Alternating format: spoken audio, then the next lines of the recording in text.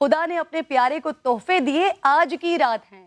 آج وہ رات کے جس میں سرکار دو عالم احمد مجتبیٰ حضرت سیدنا سید السادات خاتم النبیین صاحب تاج لولاک سیاح افلاک خازن علم مخزون امام جماعت انبیاء سرور بنی آدم روح روان عالم تاجدار دو عالم سید جہاں رسول کونین رحمت للعالمین حضور نبی کریم صلی اللہ علیہ وآلہ وسلم نے دیدار ذات حق کیا۔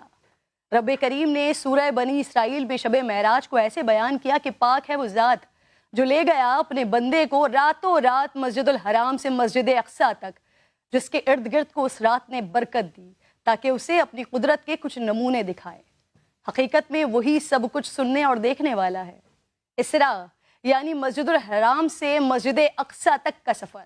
یہاں پہنچنے کے بعد نبی کریم صلی اللہ علیہ وآلہ وسلم نے تمام انبیاء کرام کی امامت فرمائی۔ بیت المقدس سے ساتوں آسمانوں کو طے کر کے ایسی بارگاہ قرب تک پہنچے کہ جہاں بشر تو بشر کسی فرشتے کو بھی رسائی نہ ہو سکی۔ سدرۃ المنتہا تک پہنچ کر ملائکہ کے سردار جبرائیل امین نے بھی کہہ دیا کہ محبوب خدا اس سے آگے میرے پر جلتے ہیں۔ آگے کا سفر آقا کریم نے اکیلے طے کیا۔ سفر معراج میں آپ کو جنت اور دوزخ کا مشاہدہ کروایا گیا۔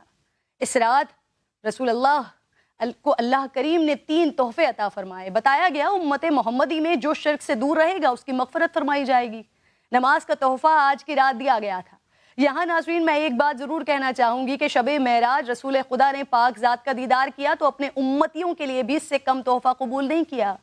بے شک نماز مومن کی معراج ہے۔ کوشش کریں ہم آج کی رات اپنی نمازوں میں ایسے یکسو ہو جائیں کہ ہم پر سے بھی وہ پردے اٹھ جائیں اور نماز کی حقیقت نصیب ہو جائے، آمین۔ آج ہی کی رات آقا کریم نے بھی اللہ رب ذوالجلال کی خدمت میں ایک تحفہ پیش کیا۔ آپ صلی اللہ علیہ وآلہ وسلم نے فرمایا، اے پاک ذات، میں آپ کے لیے وہ تحفہ لایا ہوں جو آپ کے پاس موجود نہیں۔ اللہ سبحانہ وتعالیٰ نے پیارے محبوب صلی اللہ علیہ وآلہ وسلم سے کہا، ایسی کون سی چیز ہے جس کی ہمارے خزانے میں کمی ہے؟ نبی پاک نے فرمایا، آپ کی بارگاہ اقدس میں عاجزی کا تحفہ لایا ہوں۔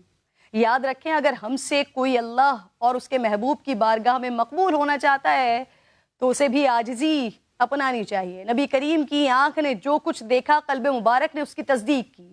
بارگاہ رب تعالیٰ نے یہ کمال ادب سکھایا کہ نگاہ مبارک ادھر ادھر ہوئی نہ جلوہ ربوبیت کے دوران آنکھ جھپکی۔ طالب و مطلوب کو خلوت میں راز و نیاز، اور اللہ تعالیٰ نے اپنے حبیب پاک کو اولین و آخرین ظاہرین و باطین کے علم کا وارث بنایا۔